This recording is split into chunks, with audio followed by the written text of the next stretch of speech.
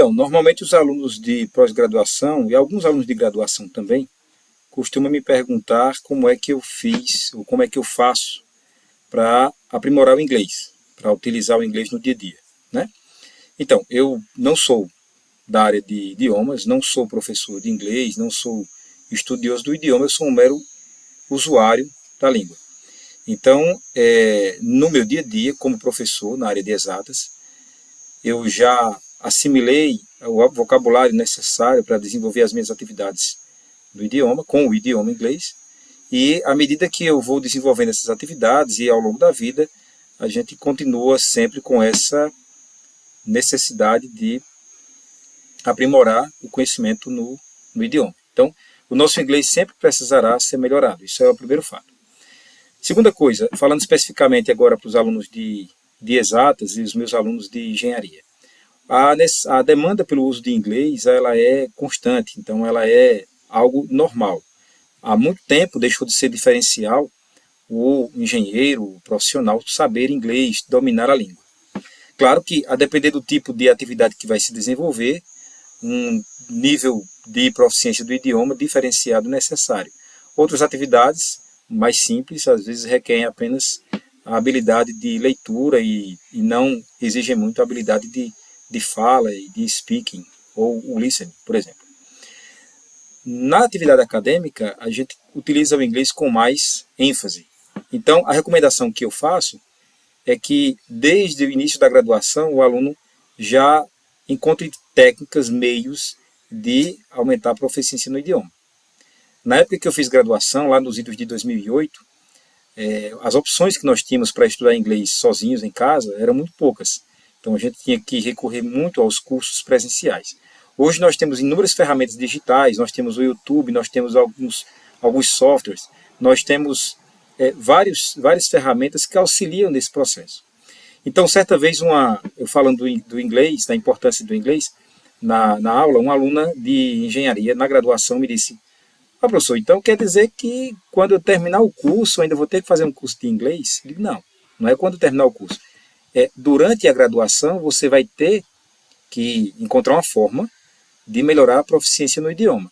Porque se você deixar para se qualificar depois que você terminar a graduação, você vai perder muito tempo na formação, então vai perder oportunidades. Então, na minha atividade profissional, enquanto engenheiro, tive contato com o idioma, tanto falado como escrito, né? E ao retornar para a universidade, no mestrado, esse contato com a língua se intensifica, claro, porque nossa base de informações, o estado da arte, da área de pesquisa, ele se encontra registrado em inglês. Às vezes você encontra alguns artigos acadêmicos muito bons na internet, todos em inglês, e quando você vai olhar é de um professor brasileiro. De modo que, à medida que a gente vai avançando na proficiência do idioma, vai facilitando a nossa convivência com a língua, e aquele trabalho inicial que a gente tem de ficar dependendo direto de tradutores, essa dependência vai diminuindo, porque assim, o tradutor é muito bom, né?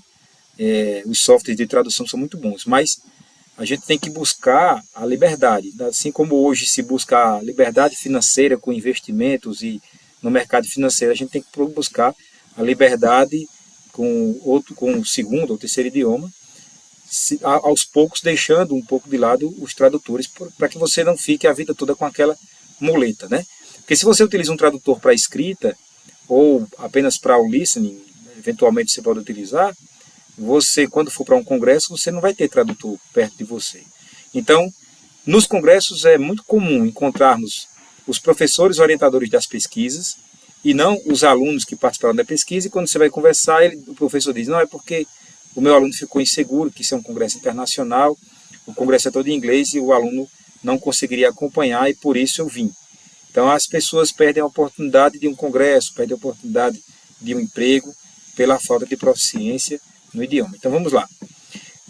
A minha dissertação de mestrado eu escrevi em português, evidentemente os artigos decorrentes dela, que foram publicados em revistas internacionais, foram em inglês.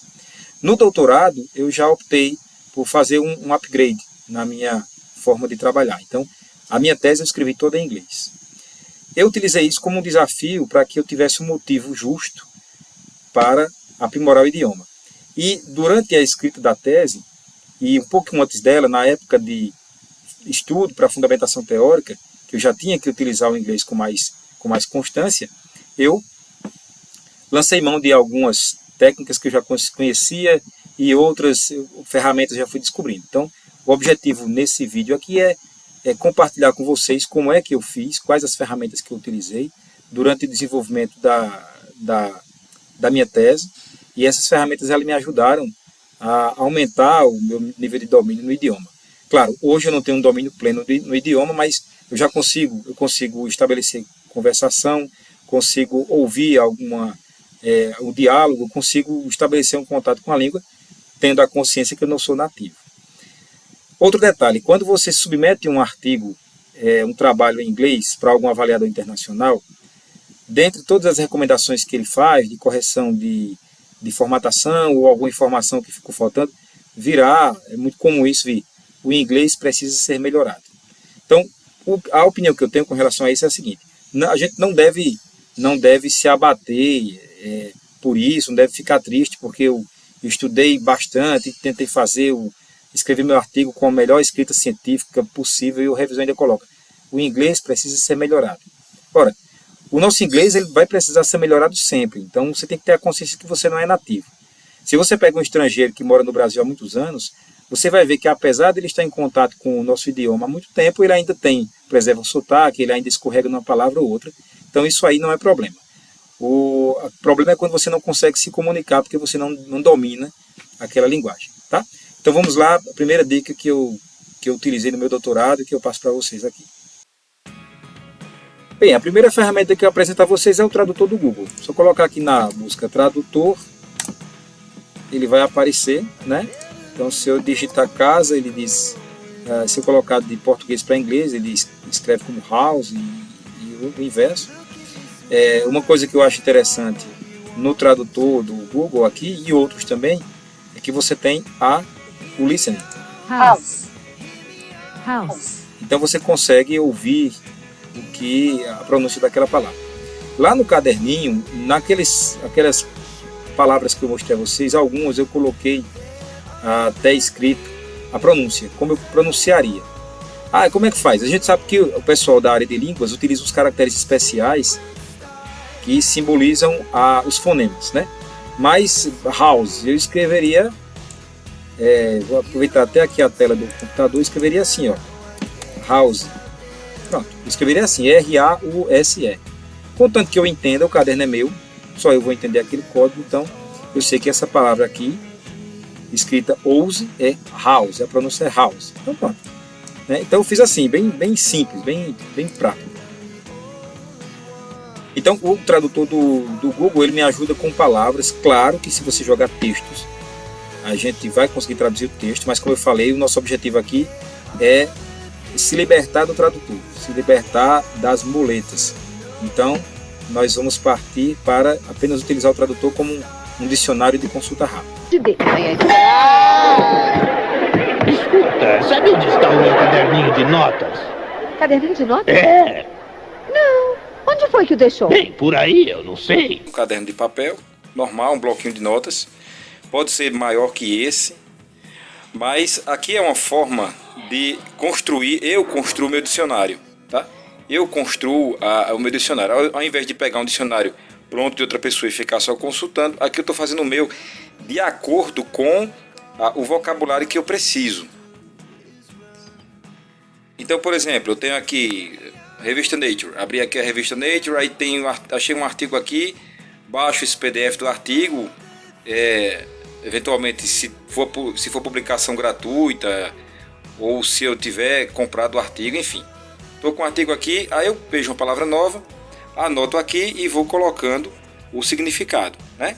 Então, isso aqui a gente vai acumulando essas informações e ele vai construindo o vocabulário que eu preciso utilizar. Então, por exemplo, aqui eu venho, for instance, eu coloquei, for instance tem a mesma coisa de for example, a gente vê muito nos artigos. Perform, realize, eu vou fazer algum experimento, aí se utiliza muitas vezes perform ou se utiliza realize, ou the figure illustrate, or the figure show, e assim por diante, né? Você pode colocar o significado em português da palavra, ou você pode colocar um sinônimo que seja do seu interesse. Então, a gente, ao longo do nosso processo de aprendizado, por exemplo, você pode colocar significados maiores. Build up, que é acumular. Eu coloquei aqui em português, mas aí eu expliquei, coloquei uns exemplos, né? Eu mesmo criei exemplos. Então, isso aqui é o seu dicionário, né? São as palavras que compõem o seu vocabulário.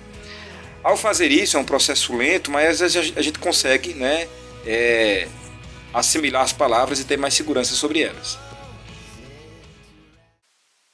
Então, assim, utilizar esse caderno é bom porque a gente coloca na cabeça, né, o vocabulário, e esse caderno, com o tempo, ele vai ficando obsoleto. Esse aqui, que eu tenho, já raramente utilizo ele, né? Claro, o professor está utilizando um caderno, porque eu sou da geração ainda que se utilizam bloquinhos, né? Cadernos.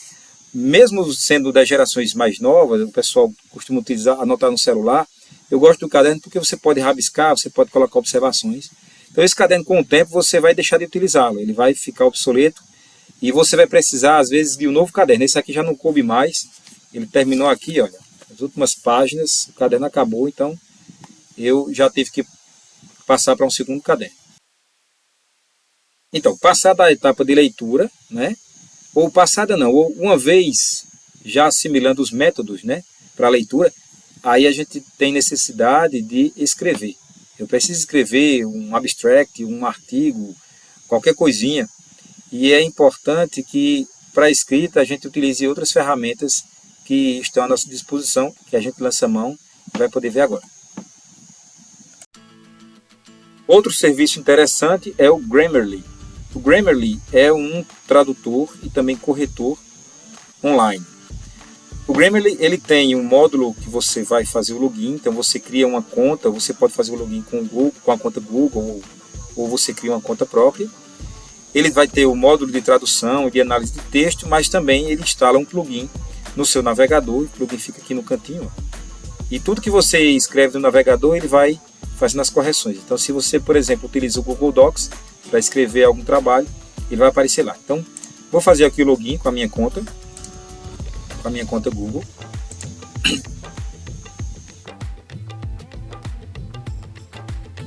E uma vez logado, eu tenho as opções aqui, né, de escrita de documentos. Aqui foram documentos que eu já trabalhei, tá? Que eu fui colando aqui. Se eu escrever aqui, pedir um novo documento, new, eu posso escrever aqui, for example, we are testing this tool. Pronto. Aí ele já me mostrou o seguinte, ó, example.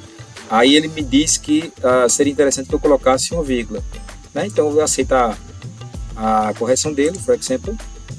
Ele me diz aqui se o texto está correto, se o texto está claro.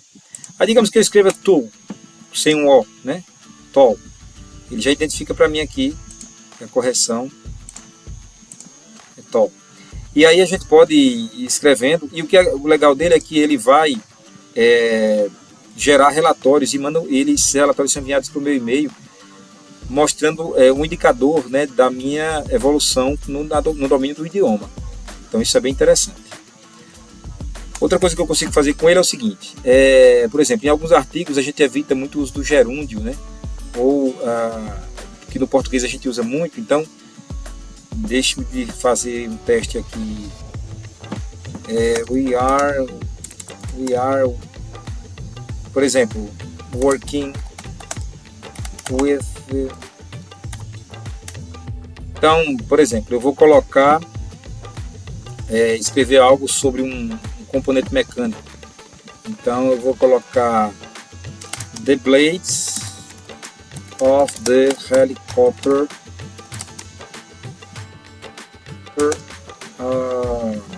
are important to the lift. Pronto, parei aqui o texto, tá? Ponto. Ele não identificou nenhum erro, mas se eu colocar the blades of helicopter are important to the lift, Também coloca que está certo. Deixa eu ver outro problema. Então, eu vou fazer um teste aqui. Eu vou pegar um texto lá do meu... Vou pegar um texto da minha dissertação de mestrado. Por que eu vou pegar da dissertação de mestrado? Porque naquela época eu não estava com eu não tinha um domínio em inglês tão bom quanto hoje, fazendo uma ressalva que hoje meu nível de inglês é melhor do que o de ontem e é pior do que o de amanhã. A gente tem que ter essa consciência.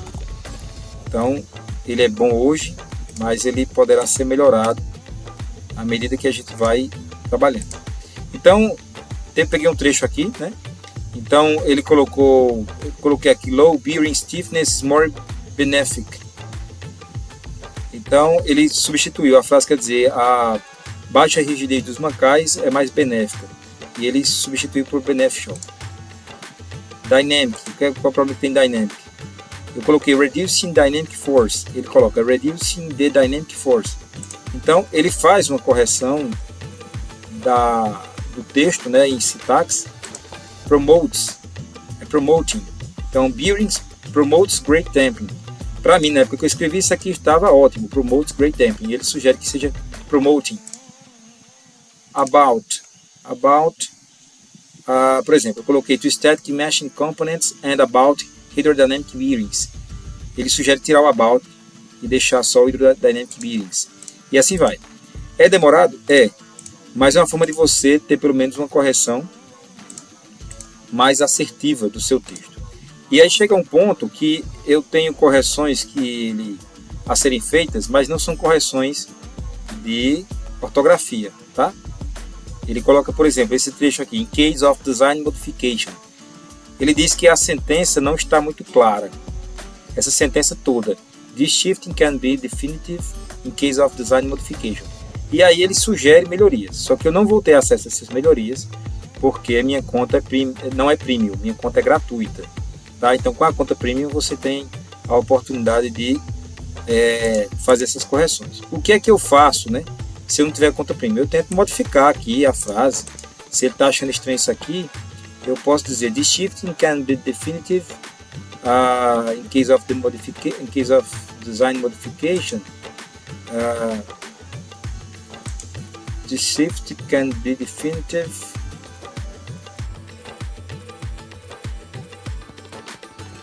Aí eu vou colocar o seguinte: this shift can be definitive if design shifting take place. Vamos ver o que é que ele diz.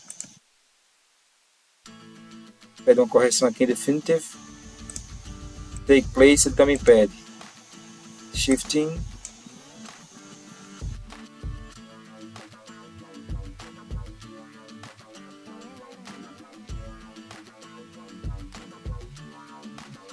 o que é que eu posso fazer aqui? Eu posso, no caso, tentar reescrever a sentença, né? Ou se ele está dizendo que não está muito clara, eu posso dizer o seguinte, ó, se eu modificar a ordem desse trecho aqui, case of design modification, eu vou colocar no início aqui, case of design modification, this shifting can be definitive.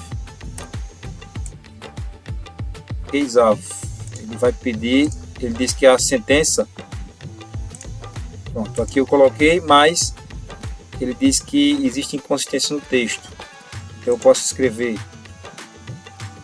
design modification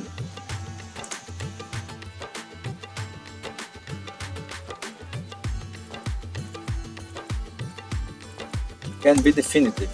Pronto, design modification can be definitive. Increase equivalent system stiffness. Pronto. Ele já considerou, né, ele não fez nenhuma observação aqui. Aparece às vezes uma palavra aqui, muito comum quando a gente escreve em português, que é a palavra wordy. Eu vou colocar aqui no tradutor. O Grammar ele coloca muito isso. Word. E é prolixo. Quando eu escrevi em inglês, eu não sei se isso acontece com todo mundo, mas quando eu escrevi em inglês, tentando pensar em português e escrever em inglês, o que não se recomenda, você fica prolixo, ou seja, você dá muitas voltas para poder escrever uma ideia. Como a gente diz aqui na Paraíba, você arrodeia demais para expressar uma ideia. Então, normalmente, nos meus textos, o Grammarly, quando não encontra nenhum erro, ele vai dizer que meu texto está wordy, está prolixo, né? Deve se pronunciar assim mesmo, wordy. Wordy. Então, a gente tem esse cuidado, tá?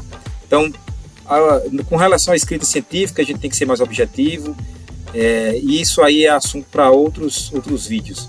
Mas, enfim, a ferramenta Grammarly, ela é importante, porque ela ajuda nesse caso. Se eu quiser utilizar o Google Docs, Google, vou colocar o Google Docs aqui, abrir algum documento no Google Docs. Quando eu escrevo o documento, the understanding of English is a problem for Brazilian. Vamos lá. Understanding. Aí tá vendo que ele já aparece para me corrigir aqui no Google Docs. Então, the understanding, não, understanding. Queria dizer understanding. Of Brazilian. Brasília ele colocou com B maiúsculo. Tá? Então, English, também com letra maiúscula. Brasília, o que é que ele achou aqui? For Brazilians, para brasileiros. Então, ele opera também no Google Docs. Tá? Então, se você estiver utilizando o Google Docs, já vai direto. Se você quiser utilizar o Word, você faz no Word e já traz para o Grammarly. Uma ferramenta interessante também é o Lingui. Lingui é um dicionário inglês-português, português-inglês e também outros idiomas. Se você olhar aqui, você tem outros idiomas também. Especificamente no caso do inglês, ele vai nos mostrar as traduções no contexto. Então, pegar a palavra pick-up, em inglês é muita coisa, quer dizer muita coisa, né? Assim, tem muitos significados, na verdade. Pick-up pode ser pegar, melhorar, buscar, etc. Então, eu tenho aqui pick-up, é um verbo, eu mostro a pronúncia dele. Pick up. No inglês americano e no inglês britânico. To pick up. To pick up. E eu tenho aqui trechos de sites, de artigos científicos, uma série de locais onde, por exemplo, you can pick up the call at no cost. Aí pick up seria o quê? Tem um sentido de atender chamada. Pick up where we live. Aqui é partir de ônibus. E assim vai. Por que é interessante utilizar o Lingui? Porque quando eu estou querendo expressar uma ideia em inglês, normalmente eu tento expressá-la utilizando o vocabulário que eu tenho.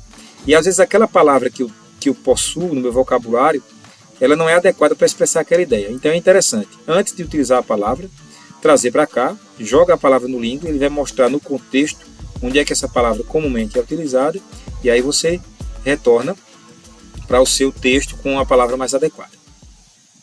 Porque o que é que acontece? A gente estuda na escola a vida toda, né, em inglês, e a gente termina terceiro ano do ensino médio com o verbo to be.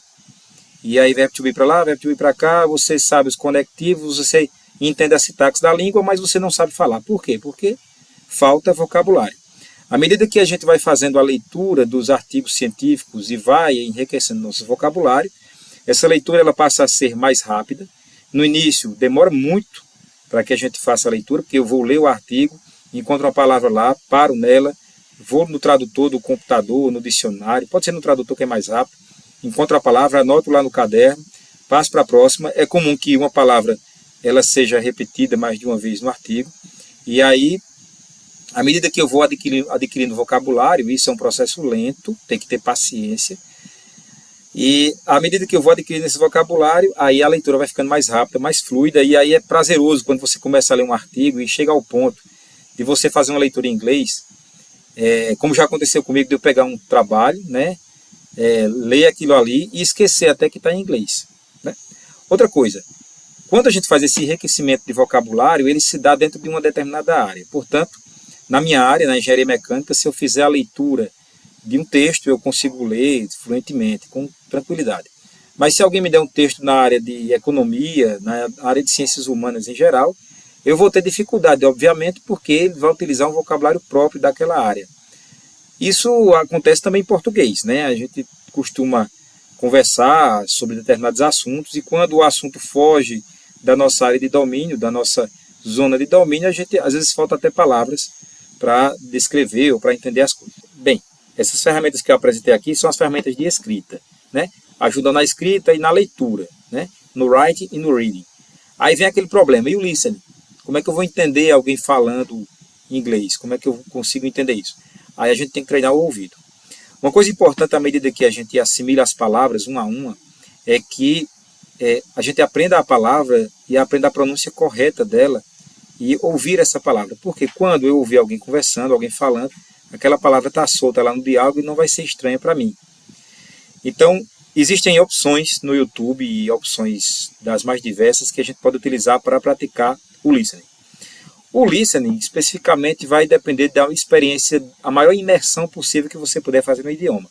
Se você não puder fazer um intercâmbio fora, você vai tentar fazer o intercâmbio dentro de casa, ao longo do dia, lavando louça, lavando o carro, fazendo qualquer coisa, tentando ouvir o inglês.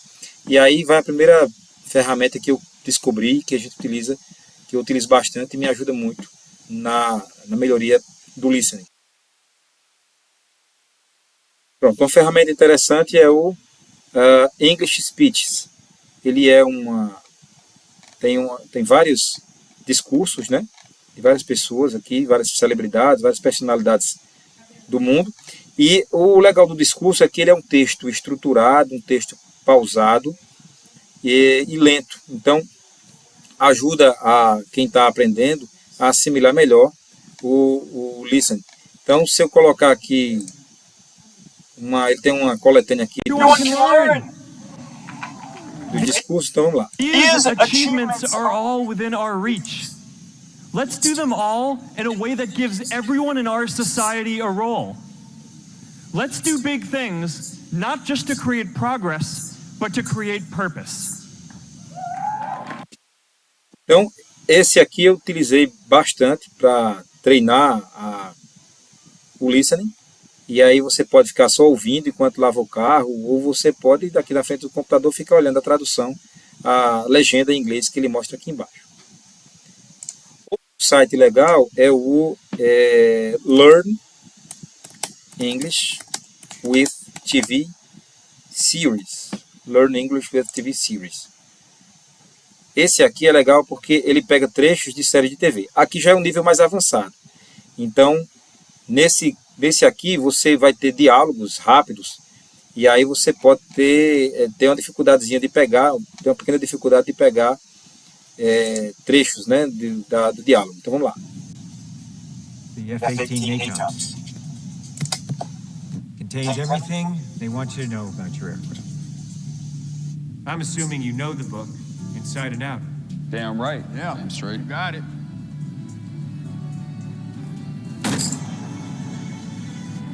Observe que ele fez um destaque em algumas palavras. Por quê? Porque mais na frente é feita uma decupagem do áudio, né, e do vídeo. E aí vai sendo explicado a importância, por que tal palavra foi destacada, como é que se pronuncia tal letra. So what I, and then something interesting happens with going to here. Então esse Generation Fighters site aqui, esse site, na verdade, esse canal, ele é bem interessante porque eles nos ajudam nisso, tá? Outra coisa que eu costumo fazer, para finalizar essa parte do listening, é ouvir canais em inglês, canais de notícias. Então, por exemplo, na época da Covid, eu via muitos canais internacionais de notícias, como, por exemplo, a DW, Deutsche Welle. Aí, Deutsche Welle, você coloca DW Live English, porque vai ter em alemão também. Mas aí ele vai ficar com inglês, ele tem um inglês britânico aqui no Watch Live. Aqui, In a residential area, we look at the start of the waste chain. The first impression is positive. There are different bins for different waste.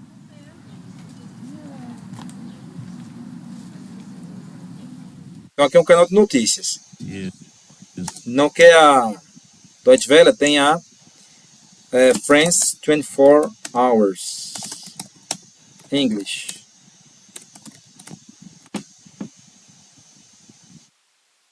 Canal francês. Some people may be looking at what he says, listening to what he says, with a heavy hint of irony there. Well, absolutely. I mean, it's classic Putin. He's exhibiting condolences for the family. Tem também os canais, tem também os canais asiáticos e assim por diante. Você pode ficar ouvindo esses canais e discursos e etc. Então, a última etapa das nossas habilidades com o inglês é o speaking, né? Como é que eu vou falar com alguém? No caso do speaking, nós podemos utilizar o Skype. Então, no Skype, você pode fazer contato com pessoas de qualquer parte do mundo e aí você vai estabelecer contato com elas.